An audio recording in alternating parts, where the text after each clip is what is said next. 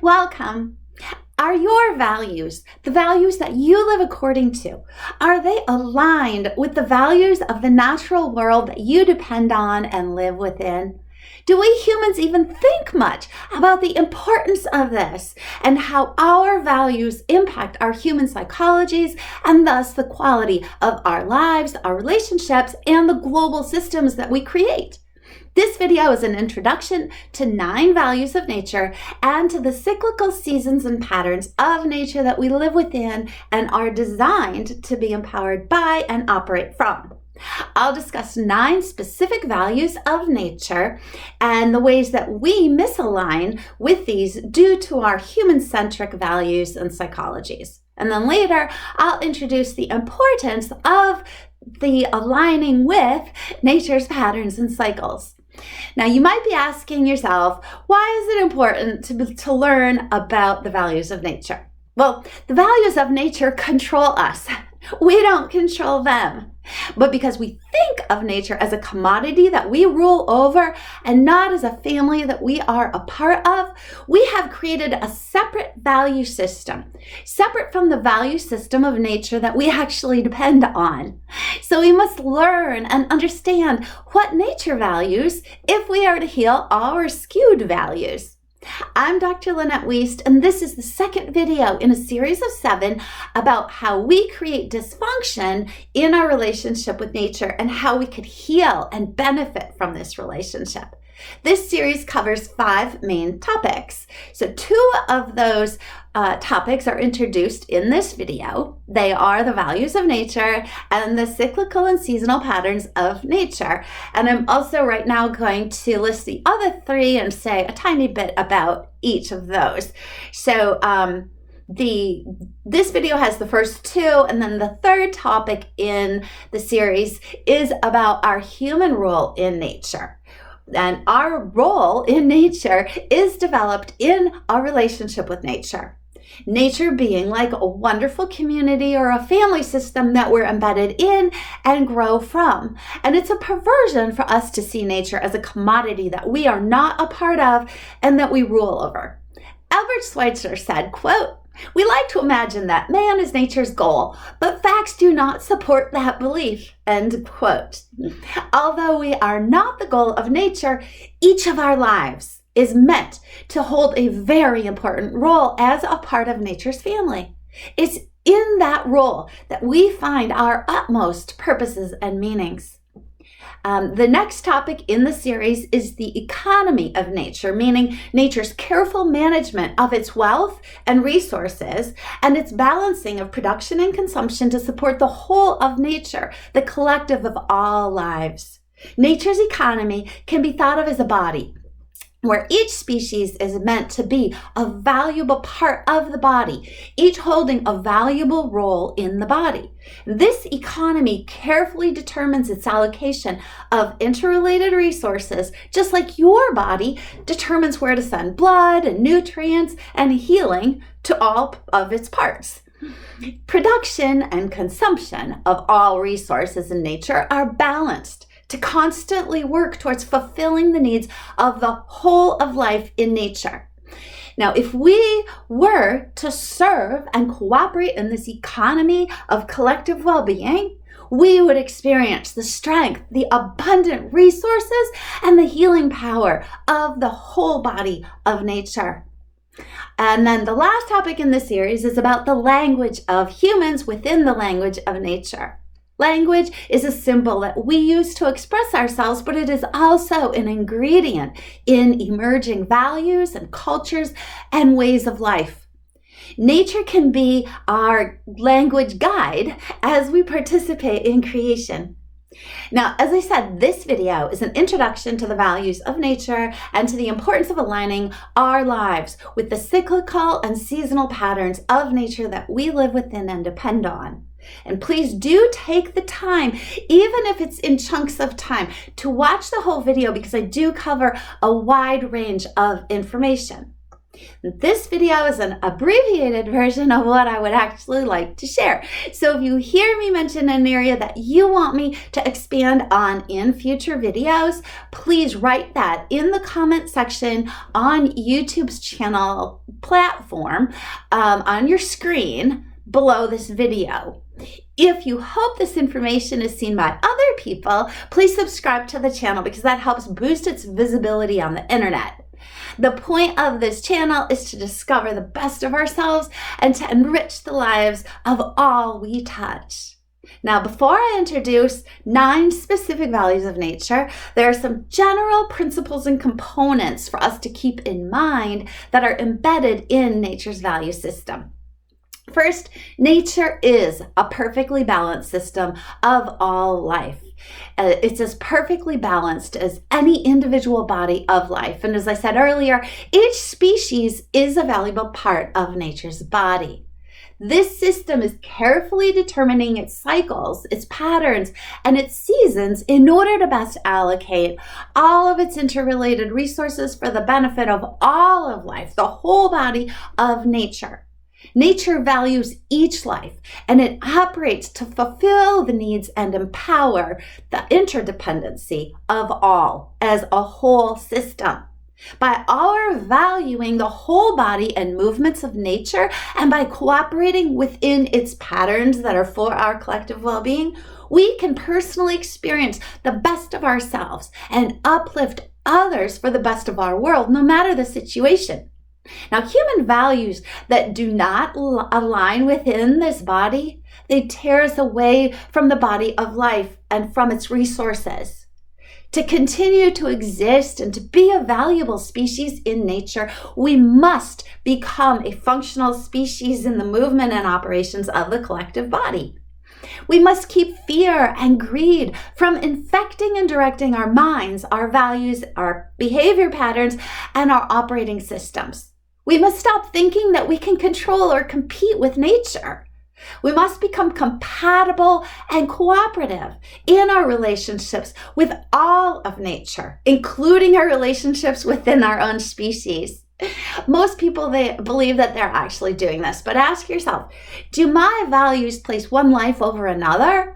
In the moments that you believe that you can judge the value of one life over another or one group over another, those are the moments that you have stepped away from the values that benefit you and your best position in relation to others. So what is the difference between human values and those of nature in general? Well, to begin with, nature's values originate from a whole of nature context, while human values use a human-centric context. The human-centric context limits our minds and it limits our imaginations from the opportunities that could be seen using a whole nature context. So what does that mean? Well, we humans tend to see human life as the priority and goal of nature. And so we create compartmentalized values, seeing each species as separate from ourselves and compartmentalized in its own silo within nature. And this perspective creates a massive blind spot in our ability to envision and then create patterns that are interdependent with the plethora of life and resources existing in the collective whole of nature. We're like a cell that sees itself as the goal of the body. Greedily eating the cell, or greedily eating the host, we as the cell, we destroy what supports us. The cell becomes a cancer and it destroys itself. As Gandhi said, quote, got it backwards. As Gandhi said that Earth provides enough to satisfy every man's need, but not every man's greed. End quote. So although humans use compartmentalized values, all species and all lives are completely interdependent, no matter what humans think. All live according to the values of a whole nature context. And while I won't speak for other species, I know that we humans have the mental ability to do better, to construct our values from the reality of a whole nature context. We would then create a mental infrastructure that allows us to best synchronize our lifestyles with nature's abundance. We are faced with the fact that nature's values include information our minds don't have. Now, because nature's values include every life, nature factors each life into every decision that is had about a season, or about a temperature, or about a rainfall, or a birth, or a death. Our human minds can't see all these factors or know the needs of all lives. We can't understand or even know the scope of the meaning in the phrase all life. We can't comprehend the balancing act that nature performs every minute. And so we can't know the whole nature context. So we must trust and let nature guide us. We must align with nature's decisions and values, or we will cease to exist. Values from a whole nature context have reverence for all life. Everything alive is choosing to be alive. Nature does not use human values or even human achievements to measure the value of life. Life is not about achievement. Achievement is a completion, but life is a process. It's not a completion.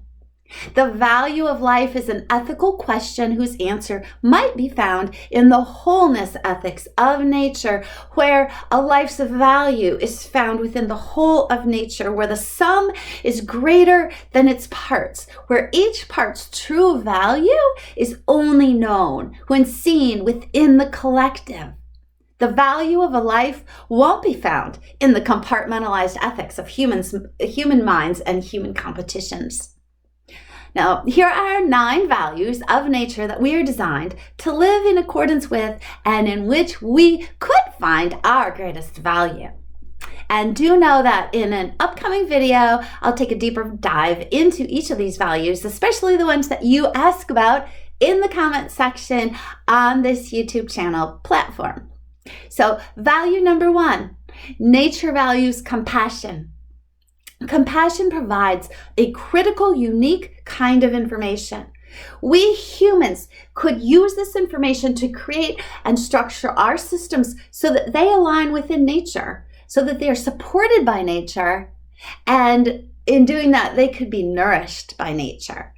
These systems would be able to use natural resources without dishonoring or diminishing those resources. Compassion for the lives of other species prevents the greed that creates our self-fulfilling prophecy of scarcity, overuse, and abuse. Compassion motivates us to value the collective well-being of all life. If we refuse to feel for the lives that we touch, we make ourselves the weak link in nature, and this will lead to our demise. No life or species is able to survive alone. Interdependence grows strength. For example, the more intertwined the roots of trees are with each other and with the land, the stronger each individual tree is. Each life, including its love, is interwoven with all of life. This is true for every group, every subgroup, and every individual. For us, survival of the fittest is not about physical strength. Our survival muscle is our compassion. Compassion creates the strength and motivation to care for each other. We humans do not survive by might or competition. Compassion is a part of us. It creates chemicals that improve our brain's ability to understand the world. And by ignoring compassion, we lose sight of its benefits to our bodies and to our intellects. Accessing these chemicals of compassion is not limited in the ways that we may tend to think. For example, if we're alone, we may think we're disconnected from other life, but even when we're alone, we can still experience compassion. And this lets us know that we are completely interconnected. We're never alone. In nature's systems, compassion teaches a healing ethics. This ethics encompasses all life, not just human life or mammal life. In nature, it is in being with and feeling compassion for all of life that we humans can heal our role in the world in ways that are currently beyond our imaginations. We humans must be responsible and use compassion to guide us as we build our man-made systems. Compassion can give us the ability to tap into the knowledge that exists in the fabric that all life grows its roots from and into. Compassion can drive and guide us into aligning within the systems that would enhance our role in the wonderful expression of nature's power. There's an infinite full picture to see, and compassion could help us appreciate this more. Our lives have purpose and value when they are balanced with an equal value and respect for others' lives. And this balance would support our human value in the beauty and the harmony that plays out throughout all lives in nature's domain. Value number 2, nature values trust, and we humans like to know rather than trust. But inherent in the ability to trust is admitting that there are things we don't know. We think that we can control what we know about, and we feel out of control about what we don't know about. By attempting to solve our discomfort in this, we've arrogantly told ourselves that we can place nature within the parameters of what we know and believe we can control. And as a result, we use our imaginations to create doubt and to second guess. We second guess nature. The rest of nature trusts and may not even be able to doubt. The rest of nature might not have the mental ability to doubt the comprehensive balance of nature. We must trust the comprehensive knowledge and balance of nature. For us, without trust, our fear of scarcity becomes a self-fulfilling prophecy. Our mistrust leads us to a fear of scarcity and to greed and overuse and a lack of self-control. Instead of using trust to control our fear, we attempt to control nature. But nature's balanced collective body is not ours to control. We humans live in an imagined silo of scarcity while surrounded by the plentiful offerings of nature. Accessing these offerings requires trusting and aligning with nature's already structured systems. Nature's resources ebb and flow in ways that are beyond our understanding, in ways that we may not like or find comfortable. But nature must be trusted and accepted, otherwise we will never understand the value and purpose of ourselves within nature. So give no value to any arrogance or smear of selfishness covering up your ability to trust. Value number 3, nature values our collective interdependence. No life can be detached from interdependence. No one is an exception. Each life has value. Each life is a part of the collective body. Human life is not somehow more necessary to nature than other life. With this in mind, the more that we value our own lives, the more we will value those of the lives of those that we are interdependent with, like all of life. Mankind continually ignores this foundational value of interdependence. But each life is alive because of its will to live. By ignoring this, we have created values and social constructs according to a compartmentalized ethics, meaning we create human ethics and moral principles in a vacuum, as separate from the ethics and the principles that are of nature. We separate our ethics and we separate our principles, and they create mental constructs for or about the rest of nature, and they're not aligned with nature's ethics, with nature's whole of life ethics. This misaligns us, and it forces us into unnecessary choices between our will to live and our will to honor all others' wills to live. These choices are based on a faulty mental and relational construct. The truth is that we must cling to both our will to live and our will to honor all others. This truth is a seed for understanding accurate values. We must align our lives with accurate values rather than aligning with values made from the construct that says we are separate from nature. Value number 4. Nature values collective credit. Life is a group project. Nature is organized so that valuable creation, valuable progress, and valuable outcomes emerge from collective participation. Nature is constantly giving all lives roles to co-create the best world possible. This is our group project. If we want to be included in the future, we must include ourselves in the current creations of nature. It's in our best interest to not compare, but to include the importance of all lives in our decisions as a part of the group. When we don't, we cut ourselves out of the group project.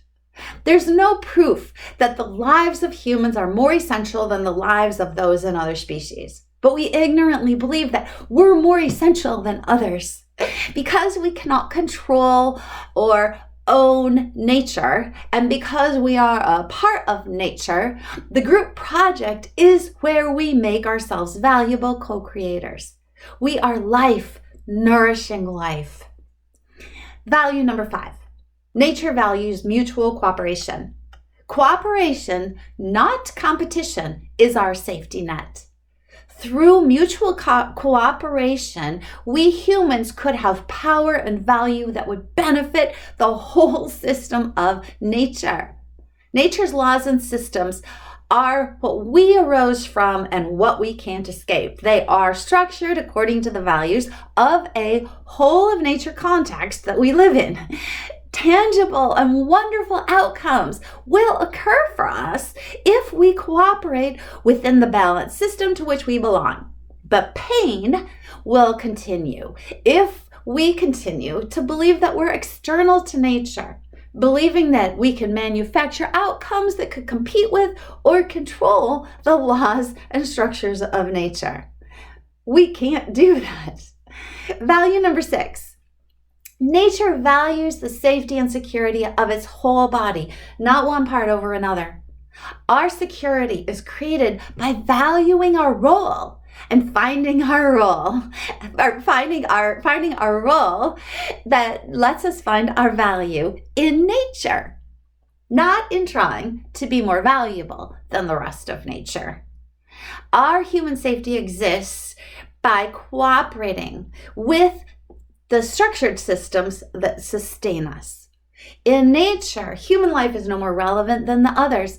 And when we ignorantly use competition to achieve value, we destroy our own safety, security, and value, because competition doesn't create value. Value number 7. Nature values the structure of time and uses it to create seasons, patterns, and cycles. Time is the structure out of which each moment surfaces. Each moment is valued as the current expression of nature. Nature is a collective of single moments, if you will, and then all facts connected together, the collective of everything, create the present moment. The expression of all facts joined together is alive right now. The collective of all life is the expression of all facts. Discounting any moment of life is a sign of ignorance.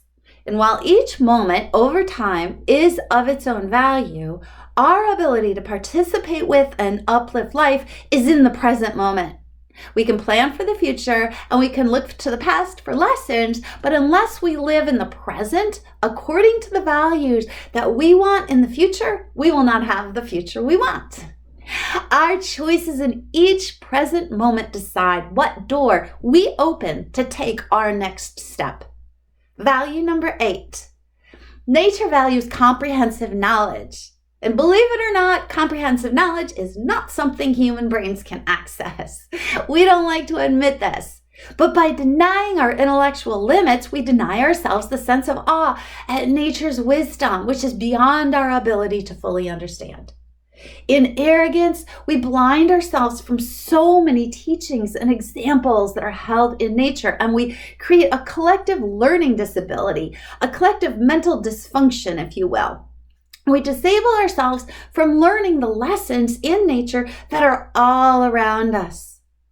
If we respected nature as a teacher, we would learn so much about ourselves. We would have greater understanding and vision for our species and for our value in nature. Arthur Koestler said, quote, "If one looks with a cold eye at the mess man has made of history, it's difficult to avoid the conclusion that he has been afflicted by some built-in mental disorder which drives him towards self-destruction." End quote. Well, I don't think the mental disorder he mentions is built in. I think we create this disorder by denying the existence of what we do not know about. We deny the existence of what we don't know. And so our arrogance, fear, and greed keep this collective learning disability in place.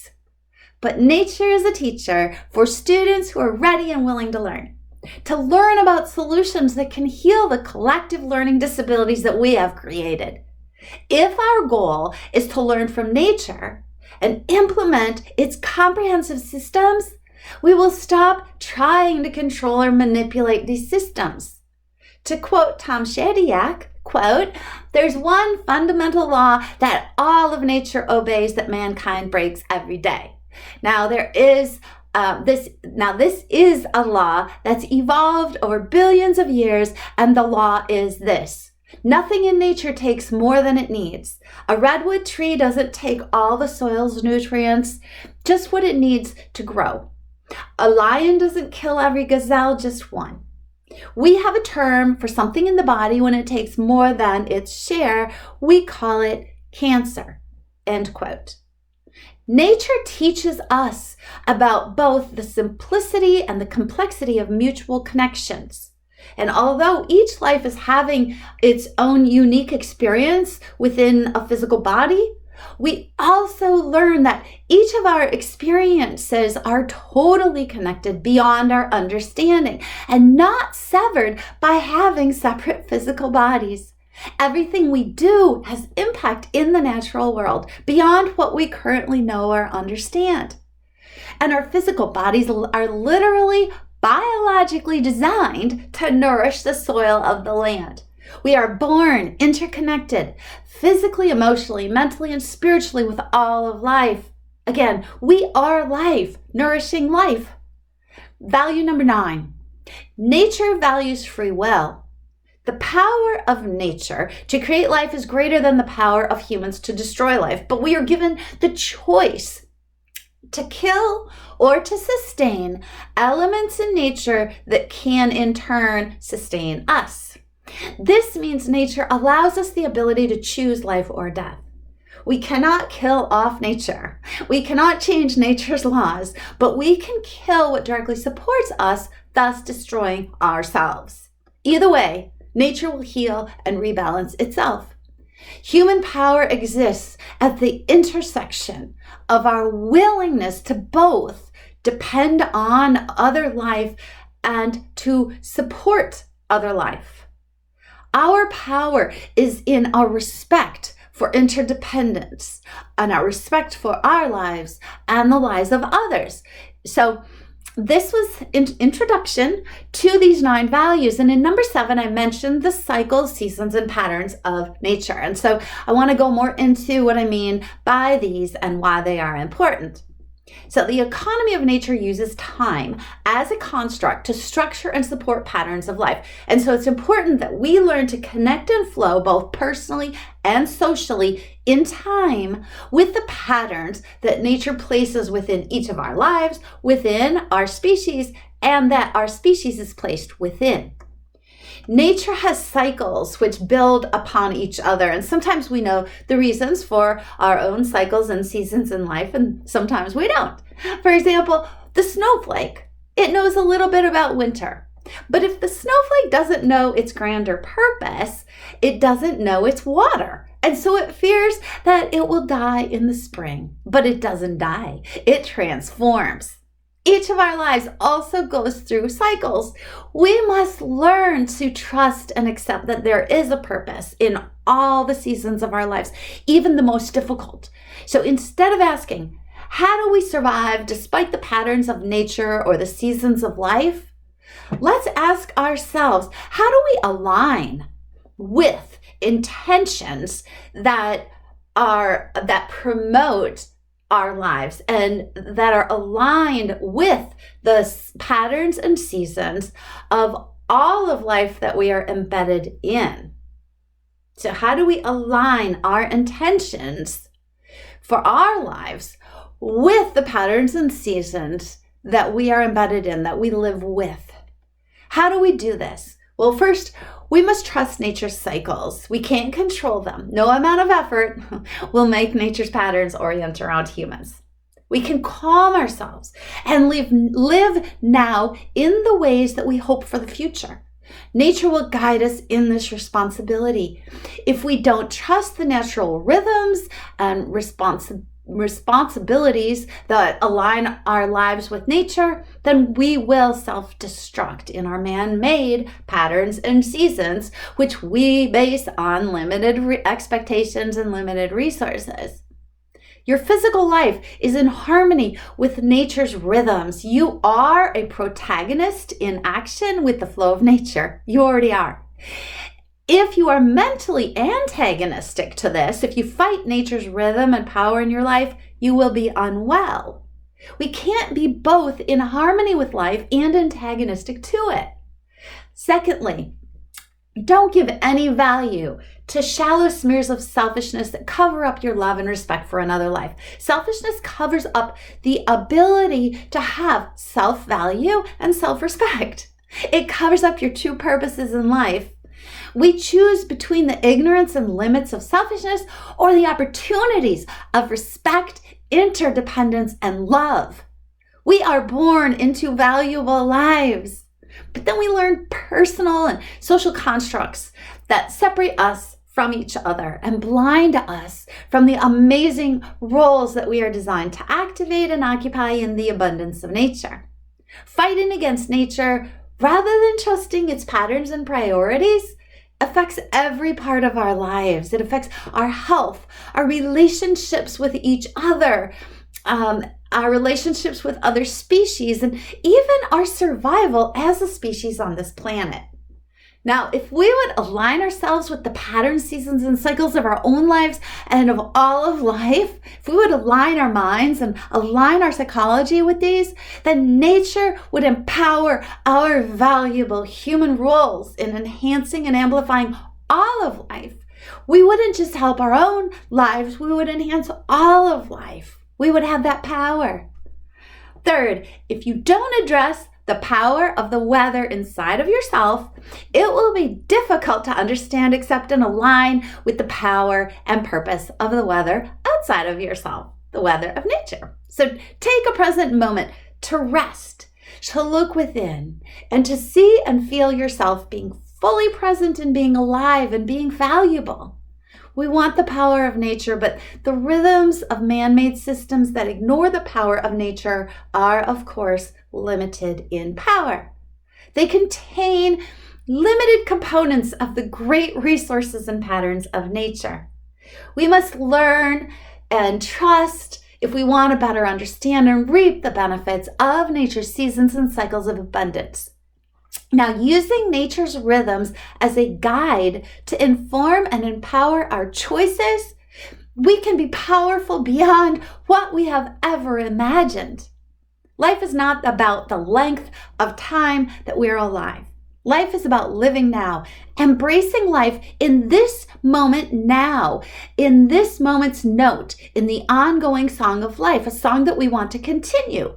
By participating in nature's rhythms, the cycles of nature do enhance and amplify our roles in the body of life, freeing us from greed, hoarding, and fear. But if we value quantity over quality, we will disregard the priority of life for all, and we will decrease the value and the quality of our ripple effect into the world. The harmony of all nature's wisdoms is the global song of peace. It always exists. And for humans, we feel it with our hearts, our instruments. Our hearts are our instruments in this global song. If you liked this video, please subscribe to the channel, click the like button, and share the video. Videos on this channel are about love's power, about nature, about relationships, and more. And it is free to subscribe. Welcome, and thank you so much for your time.